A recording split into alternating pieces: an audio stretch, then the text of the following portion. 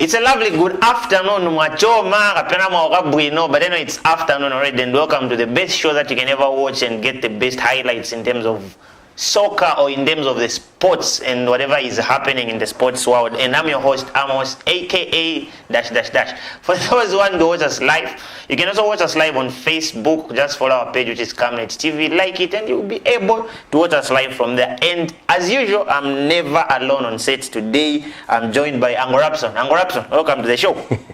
Good afternoon, Amos, and it's always a pleasure to be back on the show. And like we always thank God week in, week out that it's not by might, by power that we are here. It's purely by His grace of God, and it's always nice to be on the show. And good afternoon to all of you, dear viewers of our great show. An apology again for Augustine, who is not with us here on set because he's got other engagements. We've sent him to cover one of the continental teams that is supposed to be. Yes, Ango Rapson has already broken the news. But Ango Rapson, let's look a bit of an eventful week that it has been, but let's look at the sad events that took place when we look at the CAF president. We look at the death of Maradona. I don't know. Let's look at the CAF president issue first. Okay, death first.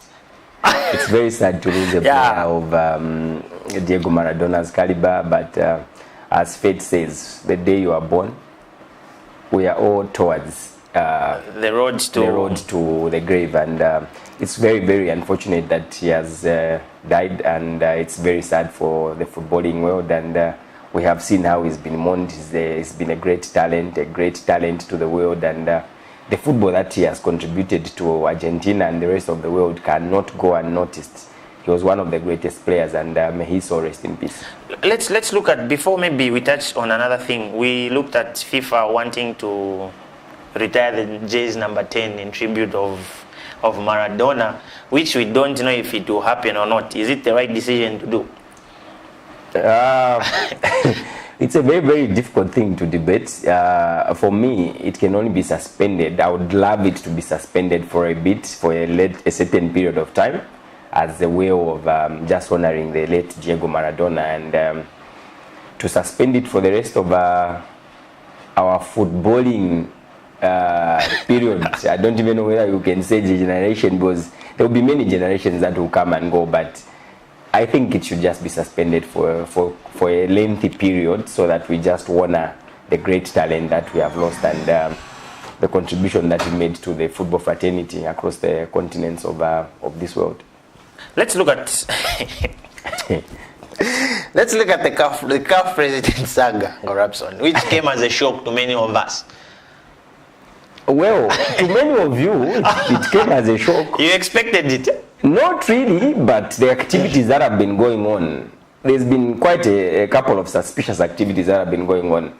Of course, we are not investigators, but as you encounter some of these activities, you can get to see that there are some issues here and there, but because you are in a situation where your opinion doesn't really matter, so it doesn't really matter whether you have an idea of what is going on or you've gotten the news of this hearsay and that hearsay.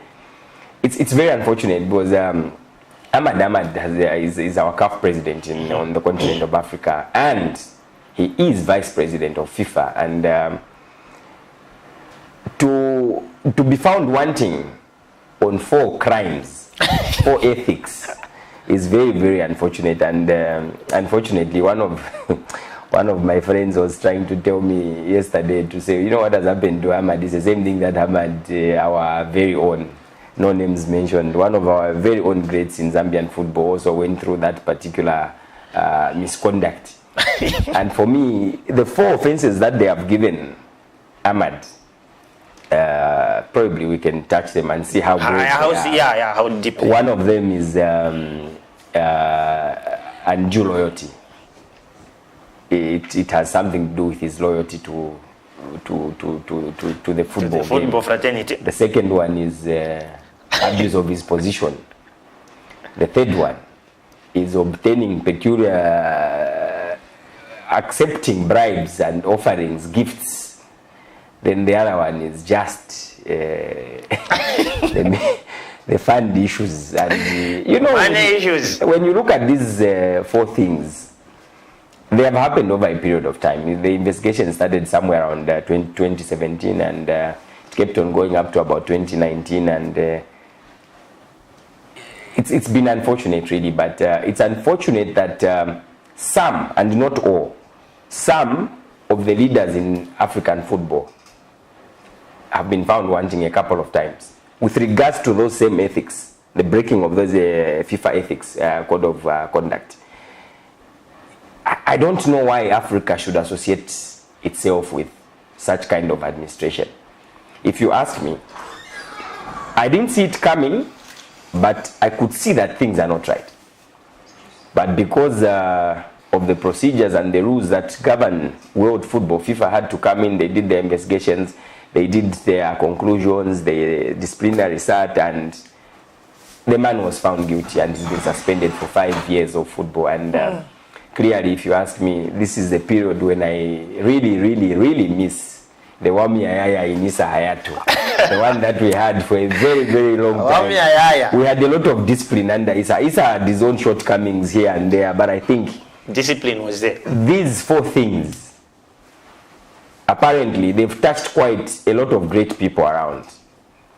And administratively, if you fail in those aspects, the best decision was made by FIFA, and we have to live with it. And we shouldn't dwell so much on it. It's very sad for African football, if you ask me. And not just African football, even FIFA itself, because that is a sitting vice president of FIFA. And when you administratively suspend somebody for 5 years, being found guilty at that level of football, it brings down to how corrupt the system is rotten. It is very rotten, and if it starts from the head, I will leave it at the Bemba saying, which says, "This is I wanted to say that." What Bemba do you know? Anyway, we were just looking at one of the issues that took place, or one of the events that took place along or within the course of the week. But before we dwell more or much into whatever topics that we have for today, we'll just take a very short break and we'll be right back on the other side. Zambia, are you ready for the Operating in the Courts of Heaven Conference 2020? Your next level is here. Dr. Francis Miles, a world-renowned healing evangelist, international motivational speaker, and Bible teacher, is coming to the Republic of Zambia December 3rd through the 5th, 2020 for the Operating in the Courts of Heaven Conference. We know the reputation of that altar. We are in trouble. It's in the Bible. The Philistines had more reverence for the ark of God than the men who were carrying it. This is the problem of the church. Hosted by Pastors Moses and Victoria Chaluba of Healing Word Ministries International in Ibex Hill, opposite Hilltop Hospital. The conference theme is Issuing Divine Restraining Orders, Prosecuting Evil Altars from the Courts of Heaven. For more information, please call 260-962-965-883. To order Dr. Miles' new books, The Battle of Altars, Idol Riots, and Issuing Divine Restraining Orders from the Courts of Heaven, please call this number, 260-979-653-086. You can also purchase the books using mobile money on this same line on all networks. You can also bank e-wallet using the same line. Furthermore, you can also access Dr. Miles' books at his ministry office at Indeco House on 12th floor in room 1201. All of Dr. Miles' books will be available at Healing Word Ministries International during the conference. Come and get your books autographed by the men of God at the conference. See you there.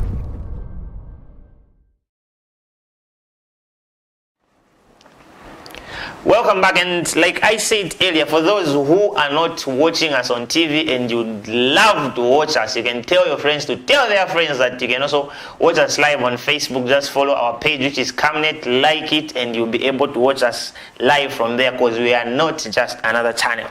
Uncle Rapson, let's look at Picth Motsimane making history, for me, I would call that history.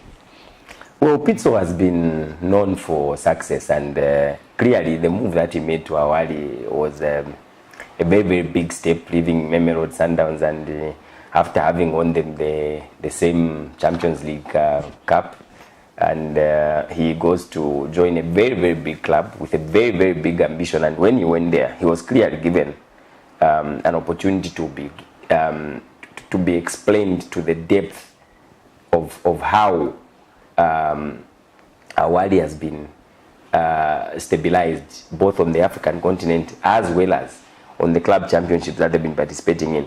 When you look at his record as a coach, I think for me, when you say a coach, the best definition I would say is describe Picth Motsimane. That is what I call a proper coach who has broken a record of having beaten, having won the Champions League, the CAF Confederation Champions League, twice with 2 different clubs on the African continent. That's not a mean achievement. It's a very, very huge achievement for me. And last night's game against Zamalek was just a repeat. For me, I was even thinking, here is Picth, probably he's thinking it's Sundowns versus Zamalek. Zamalek, yeah. Because that's the same club that he beat a couple of years ago. And he went and he has done it again for Awali. And this time around, he was, for the second time, in the final, as a coach seated on the bench, winning it. And it's not easy for me. It's not easy. He has delivered what Awali wanted. And for me, when you look at a mutual agreement when you're employing a coach, you give them targets. This is your target. One of the targets that he had on paper was actually the Champions League. Yeah. And he has delivered. Look at how he has dominated the local league in his country. These guys, as a club itself, the philosophy that they have as Awali has been seen, because the support that has been given, both from the fans and the administrators, you can't say a coach is lacking anything. And for me, if you've given him that kind of freedom to play with the wing backs like yesterday, the type of football he was playing, clearly you could tell that he's trying to use speed on the wings to attack Zamalek. And it worked. And for me, whether it worked by 2 goals to 1, 3 goals to 0, the end result is that he's on the winning side and he's a coach that has carried the day. Let's look at Zamalek being beaten by the same coach in 2 finals. For me, I would call it Zamalek versus Picth, and then he's beaten them twice. You see, the ambition of these clubs, the ambition of these clubs, I wouldn't be shocked after a couple of years that Zamalek have no choice. They will be headhunting Picth Motsimane. It's very challenging to be beaten twice by the same coach. Very, very challenging to the football club. Away from the players, even the administrators. This is the guy who beat them when he was heading Sundowns. He knows how they play football. He knows how they treat their opponents. And he goes and becomes tactically superior to them and beats them again. It's something that is very, very, very record-breaking, if you ask me. Maybe a quick one before we leave this and grab some. Would you say, for Picth, the African continent and the league that's in our continent is now too small for him? No. Looking at the dominance. Not at the moment. Not at the moment. You know, the African continent only has 2 cups. There's the Confederations Cup and the Champions League. Yeah. And at any particular moment, you can only have 2 winners out of the so many clubs that participate. So you cannot quickly say maybe the continent has become too small for him. He's a good coach. Let's appreciate that fact. And very, very good coach. We can't take anything away from him. But I think he still has a lot to prove for Awali, because he's just been there for a couple of months. He's won them the Champions League, and we are yet to see more exploits that he can do as Picth Motsimane. But clearly, the freedom that he's been given administratively to pick the players that he wants, that has never happened in North Africa. And remember, he is probably, if my memory serves me right, one of the 2 black African coaches that have Coach Tawali. I'm yet to confirm that record, but he is one of the two. It's a very, very, very big task for him, and slowly he's proving his critics right, or probably critics wrong, whichever way you want to understand it. You know, some critics can build, in the right even way, can and build. the other ones can be on the negative side. But I think he is proving to be a force to reckon with on the African continent. Hopefully, hope to see him travel very far, or taking his career very far. Anyway, our question for today is, we are trying to look at our continental teams, or maybe the teams that are representing Zambia in the continental football. That's Green Eagles, Forest Rangers, Ghana, and NAPSA. So our question for today, for our viewers who are watching home, do you feel like, I think it's even there scrolling on your screens, you can just call in and give us your views to see if these teams will be able to dominate the African continent. Ango Rapson, let's go straight, spearhead these things. Let's look at our 4 teams that are representing us in terms of continental football. Well, this afternoon we have Forest Rangers playing Bua. That name is something else. The game is on this afternoon in Dola, and apparently the match is not open to the fans. Unfortunately so, because of the CAF guidelines when it comes to continental football. It's very, very different from the local league scene, which has been approved for fans to watch from the stadia. And we can only hope and wish that Forest Rangers I was actually listening to one TC, Tenan Chirumba, where he was very, very optimistic that he wants to finish the job at Levi Manawasa Stadium this afternoon. And when they go to, is it Burundi? When they go to Burundi, they will probably be fulfilling a fixture because they would have done their homework way back at home. And for me, I can only wish them all the best. They have started the league very well. They have stamped their authority on the league.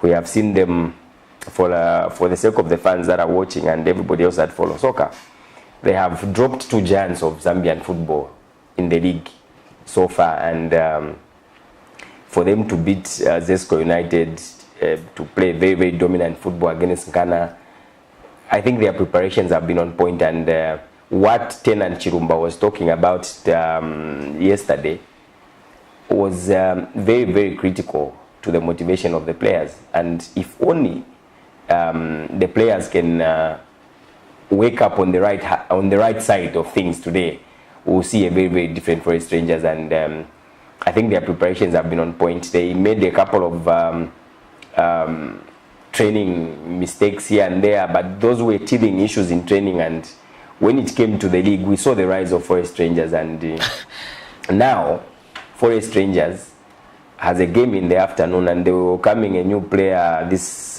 past week. I think they got one foreign star, very, very difficult name to pronounce, but clearly they mean business on the African continent because they are strengthening their squad, and we can only wish them well this afternoon as they take on Buangindu.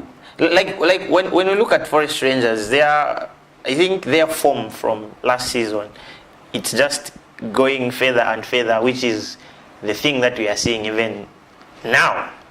Are you, for you, when you look at what TC said, to say they want to conclude everything today, they want to beat the team today and go there just for formality's sake. But for you, when you look at it, can it be done?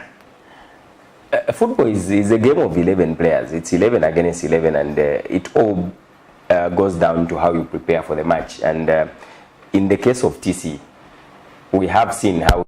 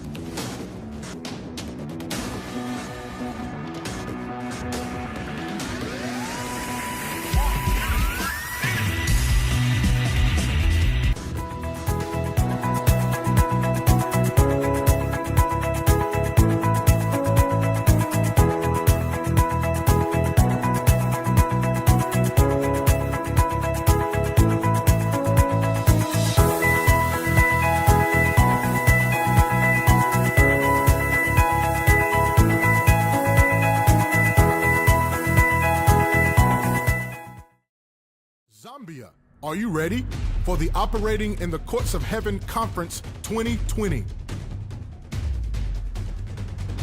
Your next level is here. Dr. Francis Miles, a world-renowned healing evangelist, international motivational speaker, and Bible teacher, is coming to the Republic of Zambia December 3rd through the 5th, 2020 for the Operating in the Courts of Heaven Conference. We know the reputation of that altar. We are in trouble. It's in the Bible. The Philistines had more reverence for the ark of God than the men who were carrying it. This is the problem of the church. Hosted by Pastors Moses and Victoria Chaluba of Healing Word Ministries International and Ibex Hill opposite Hilltop Hospital. The conference theme is Issuing Divine Restraining Orders, Prosecuting Evil Altars from the Courts of Heaven. For more information, please call 260-962-965-883.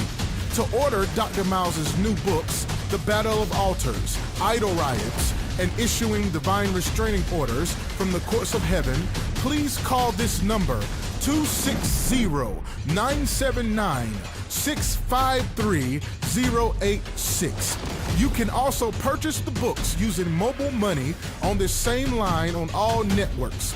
You can also bank e-wallet using the same line. Furthermore, you can also access Dr. Miles' books at his ministry office at Indeco House on 12th floor in room 1201. All of Dr. Miles' books will be available at Healing Word Ministries International during the conference. Come and get your books autographed by the men of God at the conference. See you there.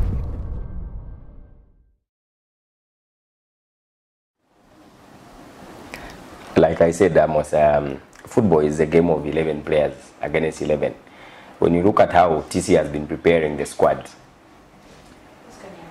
for me, the training sessions towards the CAF games that he's had are the Premier League games that Forest Rangers has been playing. And their training sessions, their build up to this game this afternoon, have been a very, very, they have been on a very, very positive side. And for them to face a club from Burundi that is coming in and, you know, these are knockout stages. If he doesn't do his homework at home, those guys are able to do anything. We know what these guys are able to do when you miss a chance of taking advantage of your home ground. I'm not going to compare Burundi to the North Africans where they will mistreat you, push you around, destabilize you, take you to a very bad training pitch. I will not go into that. But if you do your homework here, you beat them convincingly here at home, it shouldn't be a problem when you go away from home. It's a game of 11 players, and I can only wish Forest Rangers all the best. And please represent us well. Fans will not be there, but all the players and all the technical staff, please understand that the whole country is behind you this afternoon. Let's look at Green Eagles. The most consistent club in this country in terms of performance is Green Eagles. The Tonka Twende boys, the so-called Kawale boys, they have prepared for this match very, very well. And I had an opportunity to listen to Agre Chiangi's interview. And I could see the boys when they were going to board the Zafu cargo plane. Because the Green Eagles have gone with the ZAF plane and Napsa. They are facing Musongati FC from Burundi. Musongati FC from Burundi. Well, for me, it's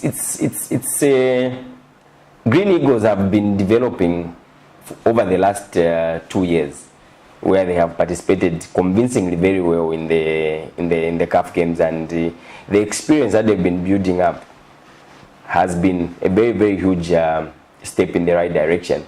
Of course, during the course of the year, we all thought Sebastian Mange would stay and help them participate in the Champions League, in the Confederations Cup.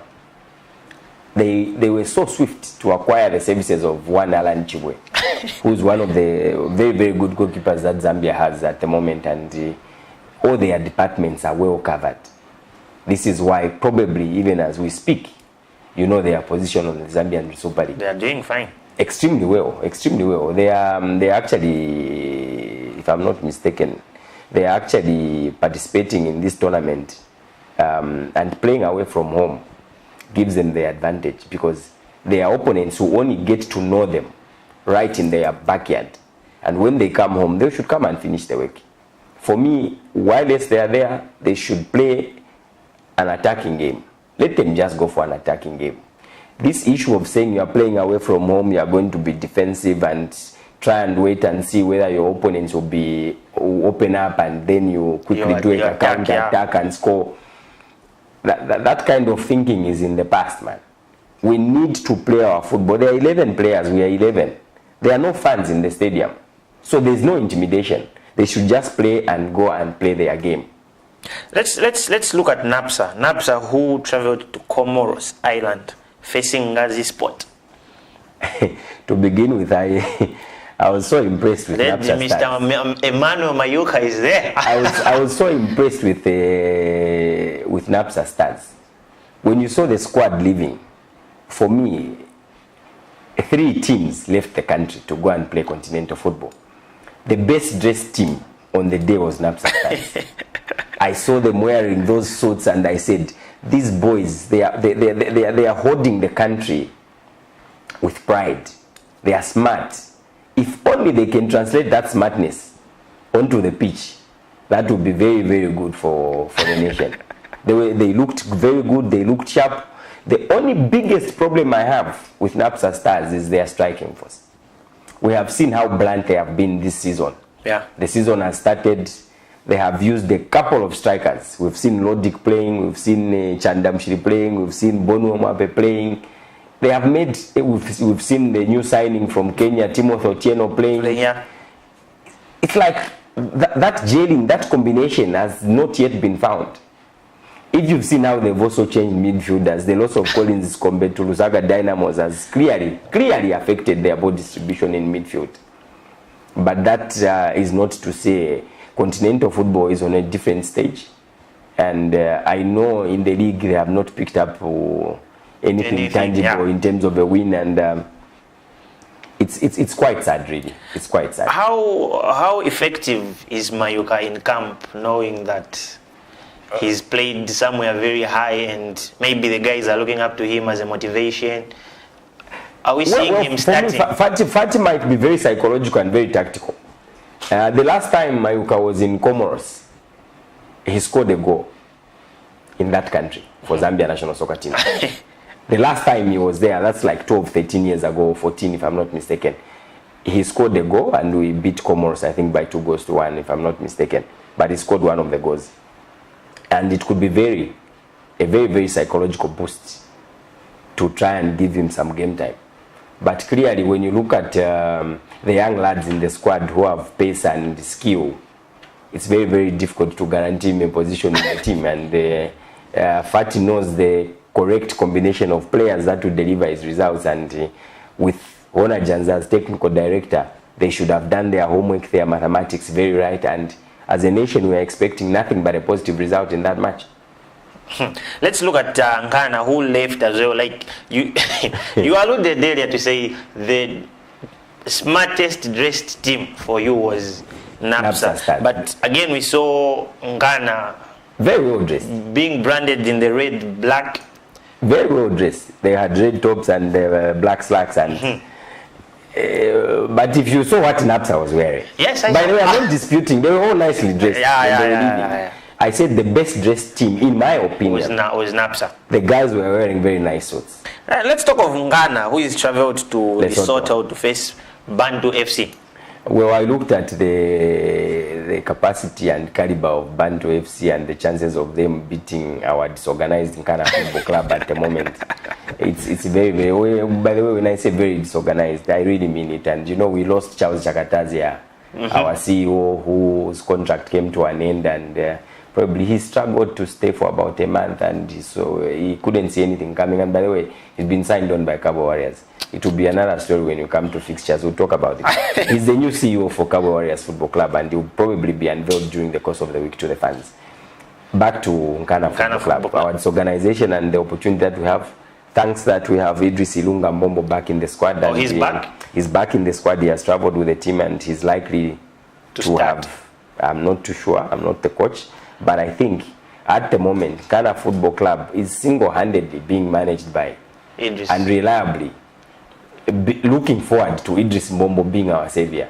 Thanks to Mishek Chaile, who has been in the squad. And Mishek Chaile. In as much as we can discuss about his age bracket, the experience that he brings in the squad, his first game against Zanaco Football Club, he came out man of the match. He was man of the match in that game, and you could see that in the middle of the pack, no one wanted to take command of their position.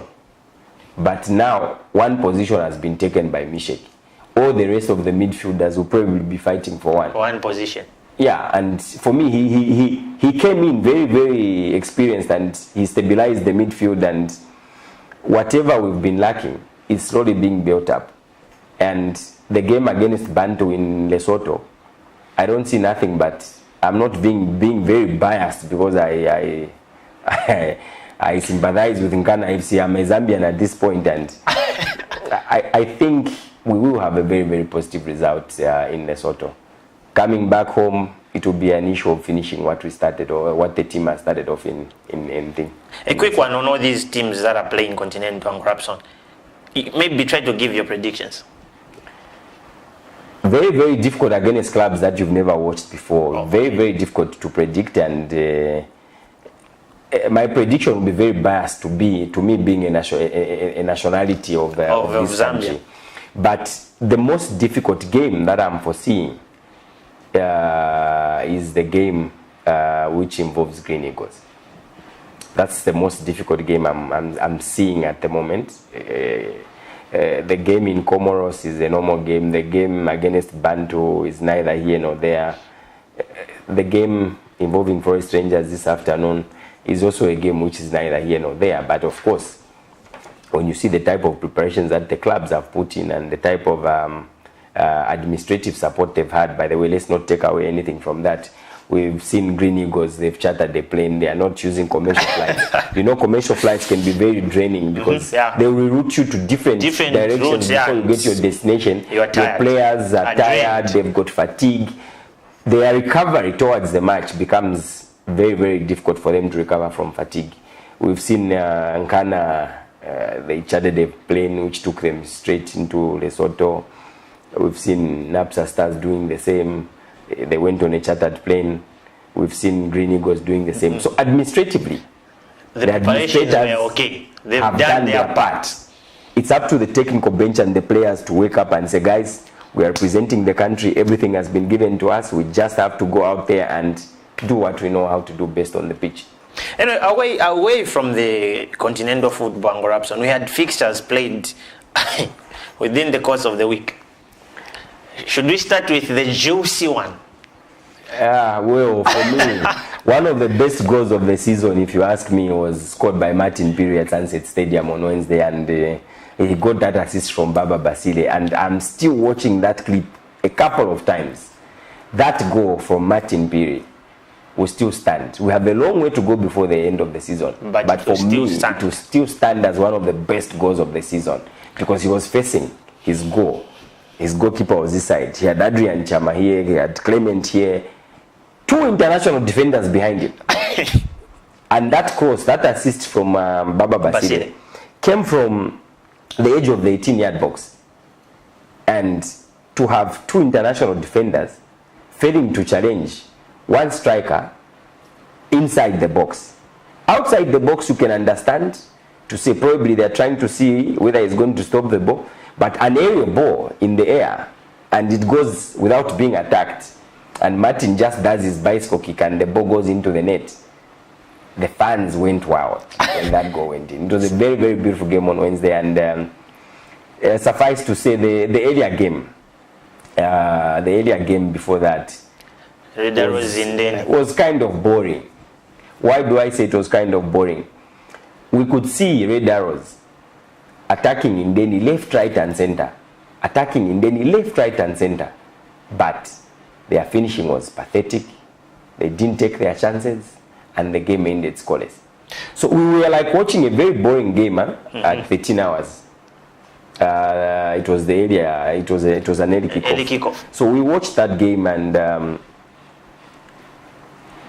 as boring as it was entertaining. Because kind of entertaining because the passing football from Red Arrows, and by the way, Red Arrows is improving. I wish Augustine was here.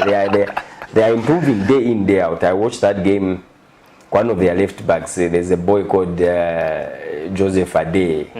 That boy on the day, he had very good passes, and the left side of the wing, they were playing with their midfield. There's a boy at Red Arrows called Diarra, Alassana Diarra. That boy is a marvel to watch, and the midfield was actually very, very well oiled by the Red Arrows, the airmen. Of course, in that game, we saw one James Chamanga missing an opportunity to put Red Arrows ahead. He missed a penalty anyway. They had a penalty in that match, and for me, they should have walked away with a minimum of 3 goals in that match.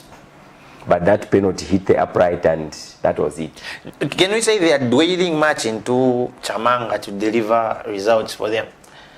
Because most of the times it's Red Arrows as one, Chamanga is on the score sheet. That's the current state of affairs at the moment, and you can't take anything away from that. If the most happening striker at the moment is James, so be it. James has been hand-holding Red Arrows goal-scoring opportunities. We saw him end the season as top scorer last season. This season, he has already registered his name on the score sheet. And I only hope that he's going to get out of that. He has a lot of experience. Missing a penalty is not easy for a striker and a player of his caliber. And the leadership he has, the leadership qualities and the influence he has in the team, to miss that penalty in that match was kind of very demotivating for a player. And I can only wish him all the best as they come off. They've got a game this coming Wednesday. By the way, I was just watching them train with they had a friendly match this morning with the Zambia national soccer team under 20, and I can confirm that the under 20 boys played some very, very fantastic, good football. Their head coach, Perry, I couldn't see him. Oswald was there, Mitchell was there. The entire senior national soccer team technical bench were at Nkoloma Stadium this morning. It was a very, very entertaining game. Back to the Zanago-Zesco game. Let's look at Numba. People judged him like, how do you fail to beat a team that you coached? It was an issue of going back home. You've gone back home where you were probably, these issues of mutual consent. It's the same thing that will bring us to Rwanda Radiance in a very short while. Numba left Zanaco Football Club in those bizarre circumstances of performance issues and all that. He went and joined the Konkola Blades for a week. Then he left and went to Zesco United. He's doing some fantastic job at Zesco United. I could see the way the players were playing prior to this game, before the Wednesday game.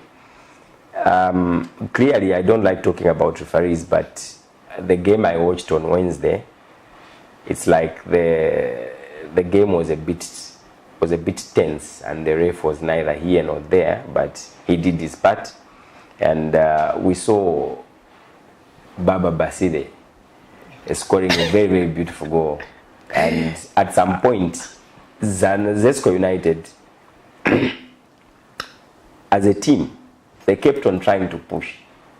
At the time when Kelvin Kampamba decided to take things very personal, which he does most of the time. A couple of times, we saw him score a very, very beautiful from outside the box. And the goalkeeper, Rachakola, was very, very well beaten. And that was a consolation goal they scored, I think, in the 89th minute, if I'm not mistaken.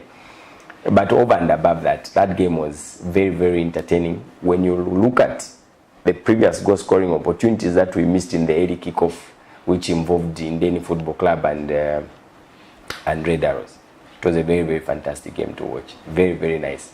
And for Numba Mumamba, as you have asked, it was very unfortunate to get back home. It would have been nice for him to shame his critics by beating Zanaco Football Club, convincingly beating them, to show his previous employers that I was the right man for the job. But unfortunately, as things stand, Zanaco will stand up and say we made the right decision, and we can only wish him all the best in his future endeavors, as they say. Let's look at Lumwana Radiance versus Young Green Eagles that came out in a goalless draw, and some saga happened at Lumwana Radiance. Coach Papa, I don't know what is happening at Lumwana Radiance, and if you ask me, he's one of the most experienced coaches that we have in Zambia. And for Lumwana Radiance, okay, to discuss the result ended in a scoreless draw. By the way, all the other three games that happened, they were just all 0-0 scorelines, and it was very, very unfortunate. And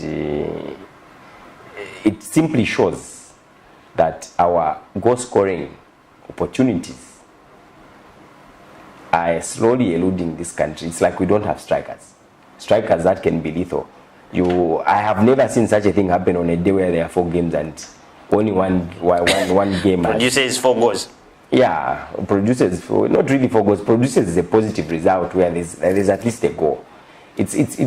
You can say it was very tight, very, very tight. I can't take anything away from Young Green Eagles. Young Green Eagles have been very fantastic in terms of stabilizing from the time they came into the Premier League. And for Lumwana Radiance, that particular game, and I'm going to say this again, that result on Wednesday has brought calamity to the team. We have seen the departure or the suspension of the entire technical bench. And when you look at the decision they have made, I don't know whether it was a well-thought decision. I can't take anything away from them.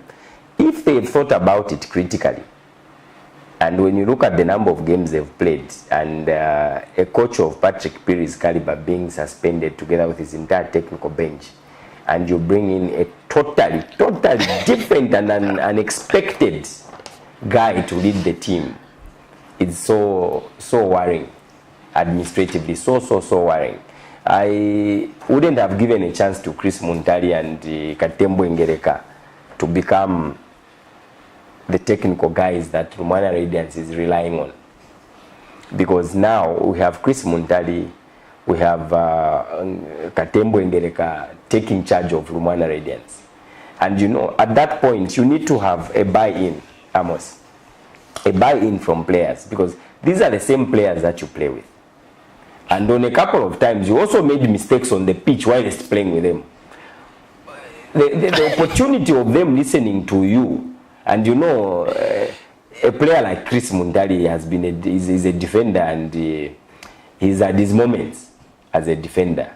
When I say his moments, you know what I mean. I know. He's at his moments as a defender, and for him to go back to his technical bench and coach the same guys that he was playing with, and probably making some mistakes, and probably he's one of the players that have never risen to an occasion to save Patrick Piri's job, because those are the players who were playing. Now you're saying the coach should be out. Probably the players have a good judgment of how we can be winning games. This is exactly what Lumwana Radiance management has done. And for me, a good test will be tomorrow when they face, I think they're Sunday. They are playing Beautycon on Sunday. Yeah, it will be an early kickoff. There's a double head starting at Levy, and we can only wish them all the best. And for me, I saw some football bloggers talking about their qualifications. A couple of guys said, hey, they have no qualifications to sit on the bench. They can't coach, they can't do this. Well, football has two sides of it. These are being called coach players. You can play football on the same day. And coach. One beautiful example that we have as a country was Great Career. He came off the bench. He was coaching. And came off the bench and scored. He was on the team sheet and he sat on the bench. The same thing can be done by Lumwana Radiance. For those of you who've been asking yourselves questions, whether Chris Muntali and Katembo Ngereka have the coaching qualifications to sit on the bench, my answer to that is very simple. They will sit on the bench and they will coach Lumwana Radiance tomorrow. Why do I say so? They will probably put themselves on the team sheet. as soccer players. A soccer player is allowed to stand and give instructions in the absence of if the coach is sitting down. Remember that only one person is allowed to stand from the technical bench. You can't have two people standing at the same time. So one of them has to stand, give instructions. In this particular case, they will sit. Of course, the only problem they will have, they will reduce if they decide. I know Ngereka will be playing. He will be in goals because he's the first choice goalkeeper. I am not too sure whether Chris will decide to start because Chris Muntari is their team captain. I am not too sure if you decide to start where you have all the caretaker coaches on the pitch. So probably Chris will sacrifice himself and put Katembo Ngereka in goals as a goalkeeper. Then he will coach it from the bench. So we'll see what will happen tomorrow. But clearly, to those of you who are doubting, these two players will sit on the bench, not as qualified coaches. They'll sit on the bench as players, and they're allowed to give instructions to the team. So the issues of debating whether they have qualifications or not are a thing of the past. They just need to start working on their qualifications now, if they are to sit full time there, and move away from reducing the number of players that will sit on the bench, because that's the only impact it has. Instead of having 18 players on the bench that will play, you already know that one position for the coach is compromised. You will have 17. Which is something else. To move away from that, to give an opportunity to the team on the match day to have 18 players seated on the bench, they need to go back to school and do their homework in terms of CAFC qualification. Let's look at the games that are being played today, Angorapson. We've got LD, Lusaka Dynamos facing Zanaco at 15 hours. Same time, Nkwazi will be facing Prison Leopards. And we've got Young Green Eagles facing Kawe Warriors. All games are starting at 15. I would have loved to be in Kafue for that match, the Young Green Eagles match. I want to watch them. One day I will watch them from Kafue. You and I have been talking about yes, they are able to watch. We will need to go to Kafue and watch them from Kafue.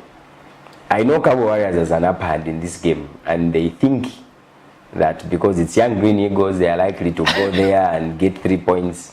They might be shocked, because Kafue is a hunting ground for Young Green Eagles. They did that in the Eden University League, and chances of them surprising Kawe Warriors are very, very high. But if you ask me, Kawe Warriors has a double chance of winning to carry the day. Let's look at the big spenders.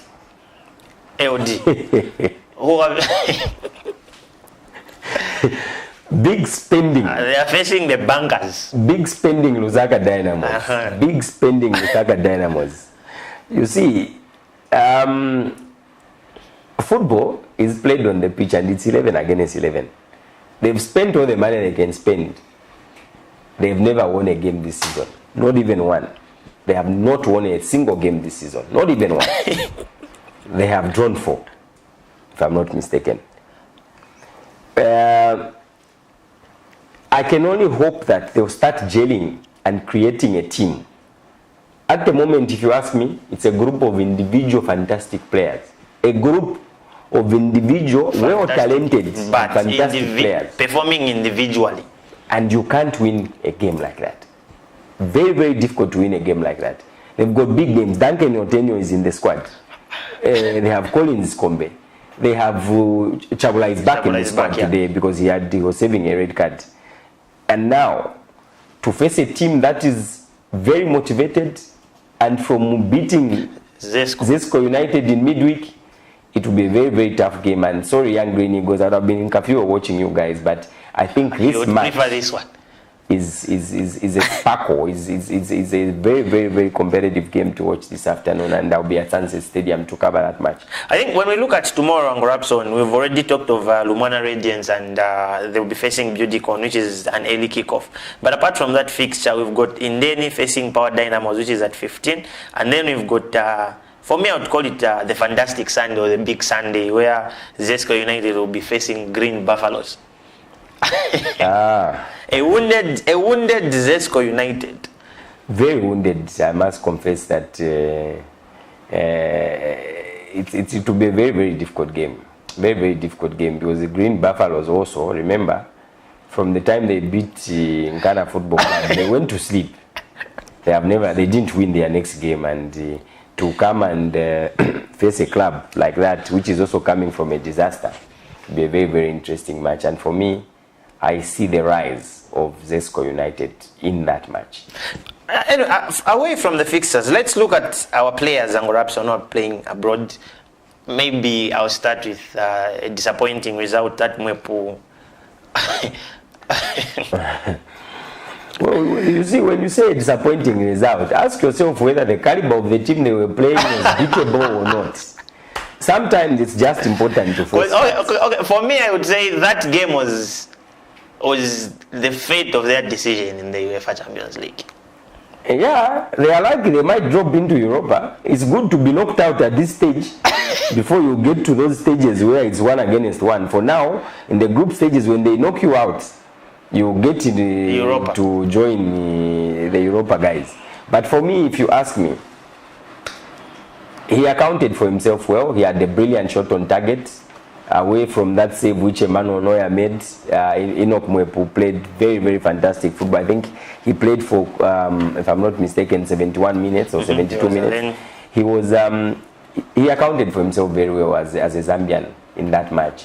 And that shot on target, clearly he should have been on the score sheet if it wasn't for the brilliance of Emmanuel Neuer.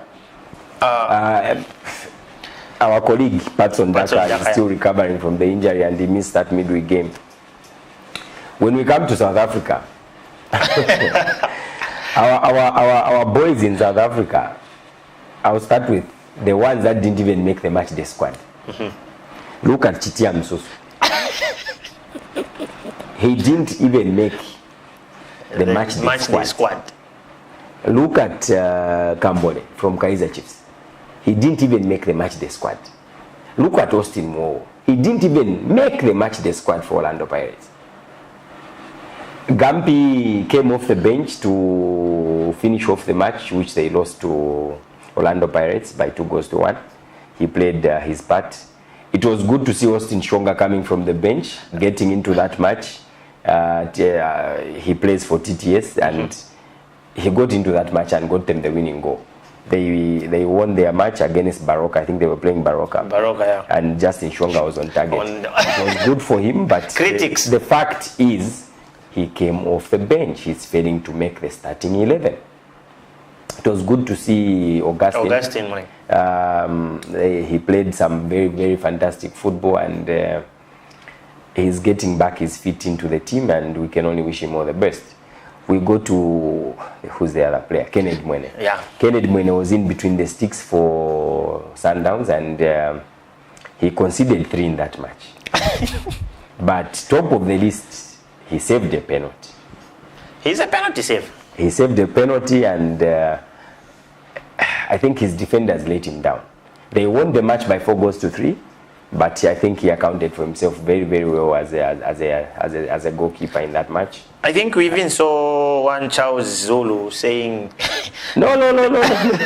Charles Zulu sat on the bench the entire game. He was not used in that match. Yes, but there's that thing where he said the league that side is extra fast. Of course, it is fast compared to our league here. It is fast. The league is very well known for speed in South Africa. Very well known for speed. And a player, sorry to say this, a player of Chitia Msusu's caliber will have it very, very difficult to suit in that league. Why? It uses space. Chitia uses his body, he keeps the ball and passes the ball. He's a very good ball passer, very good ball keeper as a striker.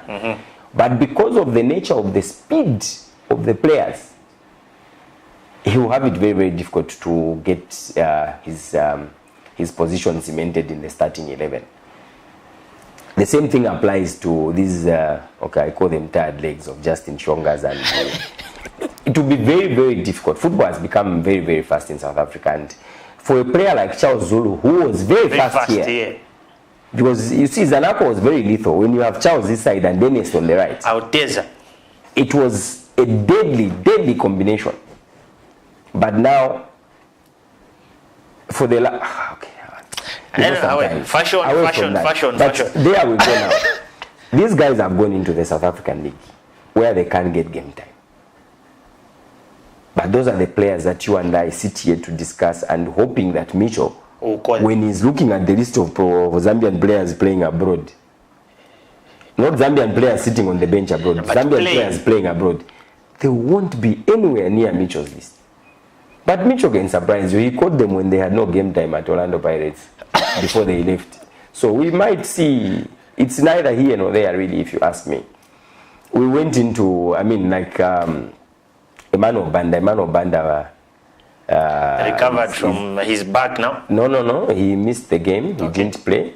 He's still recovering from injury, and we can only wish him a quick recovery together with Patson Daka, so that probably we'll have a story to tell next week on the players playing abroad and not players who sit on the bench abroad. Yeah, it's a very, very difficult thing, if you ask me. Anyway, Angorapson, a quick one. Our director is giving us signs to say we've run out of time. A quick one.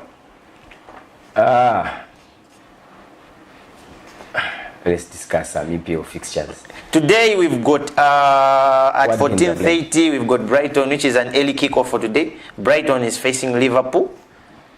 And the Liverpool that was hammered by Atalanta. Due to time, just go through the fixtures. I think at 14:30 we've got a game. Brighton is facing Liverpool, and Brighton is at home. And then at 17 hours we've got Manchester City versus Burnley. 19:30 we've got Everton facing Leeds, and West Brom facing Sheffield Wednesday. These are the games that are there today. And when we look at tomorrow, we've got an early kickoff tomorrow, which is at 16, which is not an early kickoff anyway, where Southampton is hosting Manchester United, and we've got the big game, which is Chelsea will be hosting Tottenham Hotspur. And the last one is at 21:15. That's Arsenal against. Why are you calling the Chelsea Tottenham game as a big game of the day? It's a simple big game. Because Man United we have our own problems as a club. No, it's quite a big game. We no longer refer to our Man United games as big games. No. But of the fixtures that we have now, I think Man United is a very, very big team now, and we are stabilizing. The problem surrounding Paul Pogba will soon become a thing of the past. We've seen the combination of the players that Ole Gunnar Solskjaer has been using of late, and one day we'll get it right. And that one day might start at Southampton tomorrow.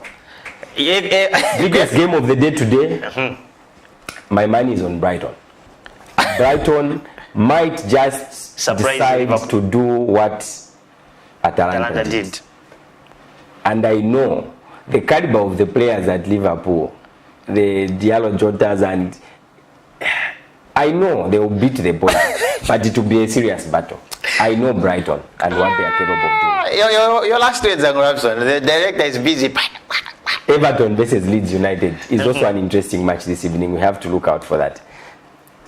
In my closing remarks, like you have said, I can only wish the Continental envoys all the best today and tomorrow as they represent the country. They should know that we will be following the games, and we have the best interest at heart for all of them. Regardless of which clubs we are coming from, when it comes to international duty, all the fans must be together and support the 4 representatives in the club. To the women's national team that flew out of the country to Chile, we can only wish them all the best. Bruce Mwape, you know what you're doing. We know the pros that you've called, and the girls can make us proud as a country, and we can only wish them all the best. I continue wishing the under 17 boys. Is it the under 17 boys or the best? Boys doing miracles. The under 17 boys are a marvel to watch. Yeah. You know, yesterday the coach made 8 changes to the team that beat Malawi, and we still emerged victorious by beating South Africa by a goal to 0. We are facing South Africa in the final tomorrow, and all the 8 that didn't start yesterday will start. And South Africa will be in for another shock. We might go past 3 goals tomorrow. Thank you, Angorapson, for tuning in, for coming through, and to all the viewers who tuned to watch, we say thank you, and may you continue supporting us and continue watching Camnet TV, which is not just another channel. For the entire production team and me, Amos, I say bye-bye. We're out. See you next week. We are going to cover a football game. We're out.